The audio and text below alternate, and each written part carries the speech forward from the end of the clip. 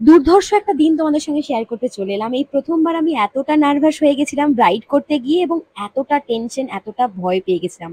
আমরা ঠিক কি সিচুয়েশনে ব্রাইডকে হ্যান্ডেল করি এবং ব্রাইডকে প্রপার ভাবে রেডি করে তার ভেন্যুতে ছাড়ি, সেটাও তো তোমাদেরকে দেখতে হবে, তাই না? আমরা মেকআপ আর্টিস্ট মানে এই নয় যে সবসময় এসিতে বসে ব্রাইডদেরকে সাজিয়ে একদম লাক্সারি ভাবে টাকা নিয়ে বাড়ি চলে আসি। সিচুয়েশন যেমন হোক না কেন, লোকেশনে ব্রাইড করতে গিয়ে আমাদেরকে অনেক কিছু প্রবলেম ফেস করতে হয় এবং ব্রাইডকে প্রপার ভাবে রেডি করে বাড়ি আসতে হয়। কি হয়েছিল, তুমি ছিলাম সেকেন্ড ব্রাইড। তো তুমি আজকে আমাকে জানাও যে তোমার 18 এপ্রিল যে মেকআপটা করেছিলাম ব্রাইড মেকওভার, তো সেই মেকআপটা কেমন ছিল? মেকআপটা খুব সুন্দর ছিল এবং অনেকটা সময় ধরেছিল এবং আমি খুব খুশি। খুশি? সবাই কি বলেছিল, খারাপ বলেছে? না, সবাই ভালো বলেছে। ভালো বলেছে? তোমার দিদি দুজনের মেকআপ ভালো ছিল তো? আর তোমার মেকআপটা ঠিক কতক্ষণ স্টে করেছিল? শ্বশুরবাড়ি আসা অবধি ছিল কি ছিল না? শ্বশুরবাড়ি আসা পর্যন্তই ছিল। কটার সময় তুলেছিল? আমি শ্বশুরবাড়ি এসেছিলাম মোটামুটি 9টার সময়, ওই 9:30 দিক করে তুলেছিলাম। খুব ভালো। আজকে তো 22 তারিখ এপ্রিলের, প্রচণ্ড গরম মনে হয় এবার শুরু হলো আজ থেকে। তো আজকে তোমার কেমন মেকআপ চাই বলো? মেকআপ আমি তোমাকে লুক দেখাবো, তুমি সেই হিসেবে করে দেবে। আচ্ছা, সিলেক্ট করে রেখেছো, ঠিক আছে। হেয়ার স্টাইলও দেখাবে তাই তো? ঠিক আছে, চলো তাহলে স্টার্ট করা যাক। ব্রাইডকে তো শাড়ি পরে রেডি করে বসিয়ে ফেলেছি, মেকআপ স্টার্টও করে দিয়েছি, প্রিভিয়াস হয়ে গেছে, এবার দেবো ফাউন্ডেশন। আর তখনই দেখি ব্রাইডের পুরো ফেসে কিন্তু এরকম দানা দানা হয়ে ঘাম চলে এসেছে। আর ছিল আমার নেক্সট ব্রাইড মানে সেকেন্ড ব্রাইড। ভাবো তাহলে আমার অবস্থাটা কেমন হয়, প্রপার টাইমে ঢুকতে পারবো তো? এভাবে মেকআপ করে তো দিতে পারি আমি, কিন্তু কিছুক্ষণ পর মানে 1-1.5 ঘন্টা পর মেকআপ কিন্তু নষ্ট হয়ে যাবে।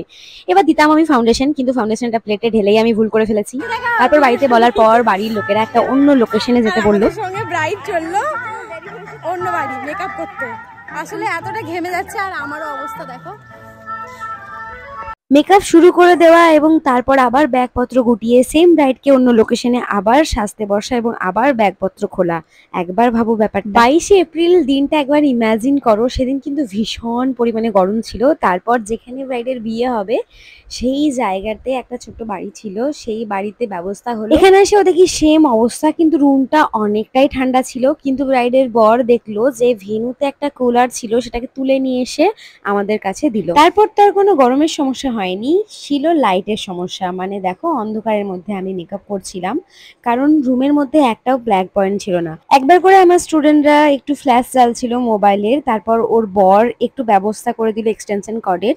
তারপরে এক্সটেনশন কর্ড দিয়ে আমরা হেয়ারের মেশিনটা অন করলাম, কারণ একটাই ব্ল্যাক পয়েন্ট ছিল, এই এক্সটেনশন কর্ডটাই। আর এত কিছুর জন্য আমি কখনোই আমার ব্রাইডকে দোষ দিতে পারি না, কারণ ব্রাইড সবসময় চেয়েছে সে যেন সুন্দরভাবে সাজতে পারে, আর সেই সাজার জন্য একটা রুম ব্যবস্থা সে করেছিল। কিন্তু সে ভাবতে পারেনি সে ওইভাবে ঘেমে যাবে, কারণ সে নিজেই আমাকে বলেছিল সে ঘামে না।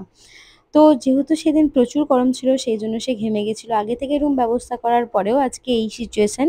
কিন্তু বাড়ির সবাই মিলে আমাকে প্রচুরভাবে হেল্প করেছিল, এর জন্য সত্যি আমি খুব কৃতজ্ঞ। নেক্সট আমার ব্রাইড ছিল। আর জানো ব্রাইড যে চেয়ারটায় বসে আছে সেই চেয়ারটাও ভাঙা, মানে পেছনে যে হেলান দিয়ে বসে আছে সেটা ভাঙা। দুটো বালিশ দিয়ে ঠিক করে আমি বসিয়েছি, দেখো দেখলেই ভালো করে বোঝা যায়।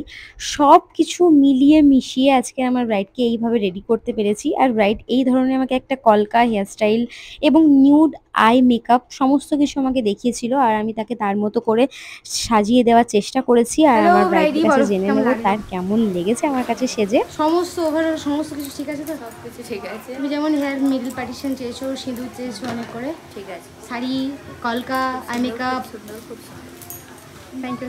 Thank you so much. দেখো আর কিছু বলার বাকি রাখে না, সে এত সুন্দরভাবে আমাকে রিভিউ দিল এবং খুব খুশি হয়েছে সে। টাটা বাই বলে আমরাও রওনা দিলাম। যতই যাই হয়ে যাক, আমি সবসময় চেষ্টা করি আমার ব্রাইডকে যেন সেই দিনটা সুন্দর লাগে এবং সবাই তাকে দেখে প্রশংসা করে। আজকে এত কিছু যুদ্ধ করার পরে আমি সবটা দিয়ে যতটুকু পেরেছি ওকে রেডি করেছি, তারপর যে খুশি করতে পেরেছি এটাই আমার কাছে অনেক। তো চলো এবার সেকেন্ড ব্রাইডের উদ্দেশ্যে রওনা দিলাম। তখন বেজে গেছিল ঘড়িতে প্রায় 5টা, আর প্রায় 5টা নয় 5টাই বেজে গেছিল। আমার ফার্স্ট লোকেশন ছিল তারাপীঠেই, আর সেকেন্ড লোকেশন হলো মারবার শহর, মানে রামপুরহাট থেকে একটু গিয়েই। আর আমরা খুব তাড়াতাড়ি এসে পৌঁছে গেছিলাম, মানে ওই 20 মিনিটও লাগেনি, এত তাড়াতাড়ি এসে পৌঁছে গেছিলাম আমার ব্রাইডের কাছে। কিন্তু ব্রাইডও এখানকারও ব্রাইড খুব ভালো, খুব মিষ্টি এবং খুব কিউট ছিল। আর বারবার বলছিল তুমি যতটা পারো সময় নাও, আমাকে ভালো করে সুন্দর করে সাজিয়ে দাও দিদি। আর আমি গিয়ে দেখি ব্রাইডের পুরো ফেস জুড়ে ফেসিয়াল হেয়ারে ভর্তি। তো আর দেরি না করে কোনো রকম কোনো কথা না বলে আমি ফেসিয়াল হেয়ারগুলো রিমুভ করি। আমি রাস্তায় আস্তে আস্তে আগের ব্রাইডের ঘটনাটা আমি আমার ফার্স্ট ব্রাইডকে বলিয়ে আসছে তাড়াতাড়ি করে একটা কুলারের ব্যবস্থা করে রেখেছিল, নইলে এখানেও আমার এরকমই অবস্থা হতো মনে হয়। তারপর আমি তার বোনকে বললাম একটু বরফ এনে দাও। আর আজকের আমার ব্রাইডকে পুরো ফেসে বরফ দিয়েছিলাম, কারণ সে ঘামছিল অলরেডি অনেক।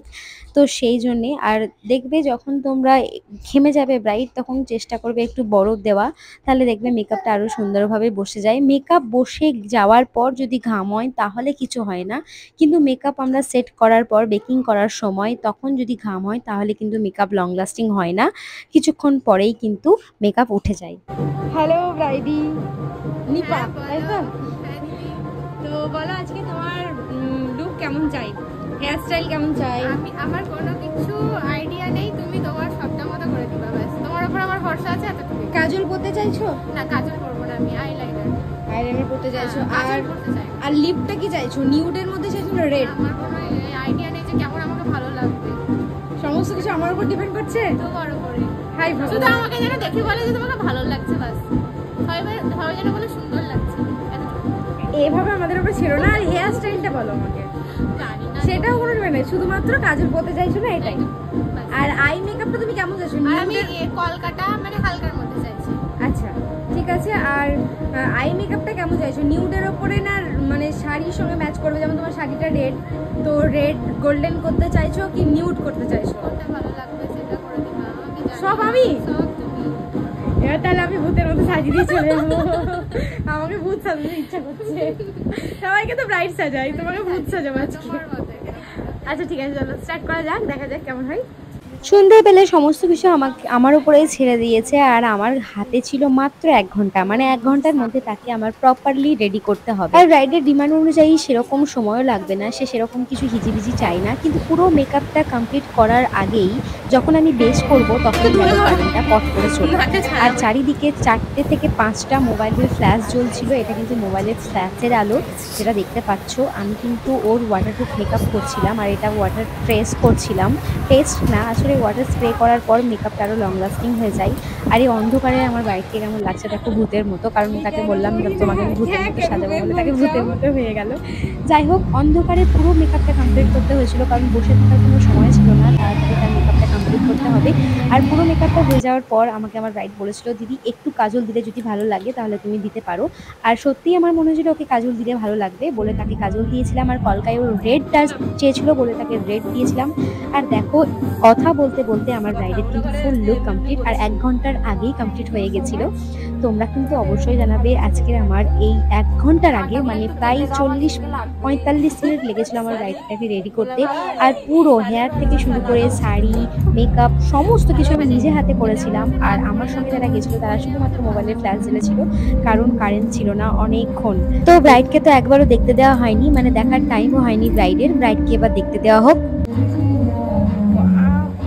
আমি তো চিনতেই পারছি না নিজেকে। সুন্দর হয়েছে তো? আমি ওখানে দাঁড়িয়ে দেখি আয়নায়। পছন্দ হয়েছে তো? আমি ওখানে আয়নায় দাঁড়িয়ে দেখি নিজেকে, চোখ বড় আয়নায়। এখানে দেখে তোমার কি ভালো লাগছে? দেখো কেমন লাগছে বলো। দারুণ লাগছে, নিজেকে চিনতে পারছি না। পছন্দ হয়েছে তো? দারুণ। Thank you. ওভারঅল সমস্ত কিছু সব ঠিক আছে তো? সব কিছু একদম পারফেক্ট। Thank you. ঠিক আছে, যাও যাও তুমি বসে পড়ো এবার। খুব তাড়াতাড়ি করে ব্রাইডকে আজকে ছেড়েছি, আর ব্রাইডের বাড়ির লোকেদের তো ভীষণ পছন্দ হয়েছিল, তারা খুব নাম করছিল, ভিডিও নেওয়া হয়নি। তোমাদের কেমন লাগলো পুরো ভিডিওটা অবশ্যই জানাবে। সবাই সুস্থ থেকো, ভালো থেকো, টাটা, বাই।